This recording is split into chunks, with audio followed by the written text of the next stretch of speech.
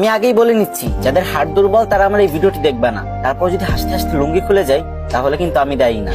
একটা লোক বিয়ে করলো, অনেকদিন হয়ে গেছে, কিন্তু তাদের বাচ্চা হচ্ছিল না। তাই সে এক ফকির বাবার কাছে গেল দোয়া চাইতে। তখন ফকির বাবা বলল, যা তোকে দোয়া করে দিলাম, খুব তাড়াতাড়ি তোদের সন্তান হবে।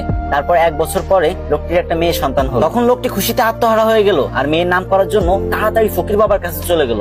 আর ফকির বাবা তখন ধ্যানমগ্ন ছিল, আর তখন তার ধ্যান ভেঙে গেল আর সে রেগে মেগে বলল, ধুর বাল। তখন লোকটি ভাবলো, ফকির বাবা মনে হয় আমার মেয়ের নাম বাল রাখতে বলছে। সেই অনুপাতে মেয়েটির নাম বাল রেখে দিল। তারপর আরো 2 বছর পরে লোকটির একটা ছেলে সন্তান হলো। তারপর লোকটা খুশিতে ফকির বাবার কাছে চলে গেল ছেলেটির নামকরণ করতে। কিন্তু এবারও ফকির বাবার ধ্যান ভাঙার কারণে ফকির বাবা বিরক্ত হয়ে বলে উঠলো, ধুর চ্যাট। তখন লোকটি ভাবলো, ফকির বাবা মনে হয় আমার ছেলের নাম চ্যাট রাখতে বলছে, তাই সেই অনুপাতে ছেলের নাম চ্যাট রেখে দিল। তারপর আবার কিছুদিন পরে লোকটির একটি ছাগলের বাচ্চা হলো, আর সেই লোকটি ছাগলের বাচ্চা নামকরণ করার জন্য ফকির বাবার কাছে চলে গেল।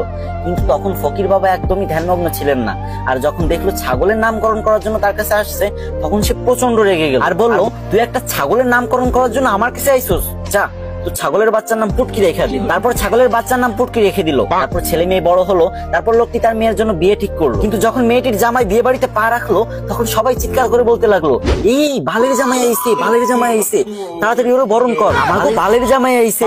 এই শুনে তো জামাই রেগে মেগে বিয়ে করবে না বলে বাড়ির দিকে রওনা হলো। তখন শ্বশুর সামনে এসে বলল, বাবা তুমি রাগ করো না গো, তুমি তো আমার চ্যাটের মতোই। এটা শুনে তো জামাই আরো রেগে গেল আর বিয়ে করবে না বলে আবারও বাড়ির দিকে রওনা হলো। ঠিক তখন শ্বশুর মশাই এসে জামাইয়ের হাত ধরে বলল, বাবা ও বাবা, তুমি আমার পুটকির 1 টুকরা মাংস না খেয়ে কোথাও যেতে পারবা না বাবা। এই কথা শুনে জামাই বেহুশ। আর আমি জানি আপনি এখন হা হা করে হাসতেছেন আর এটা ভাবতেছেন যে আমি ভিডিও করার সময় হাসলাম না কেন।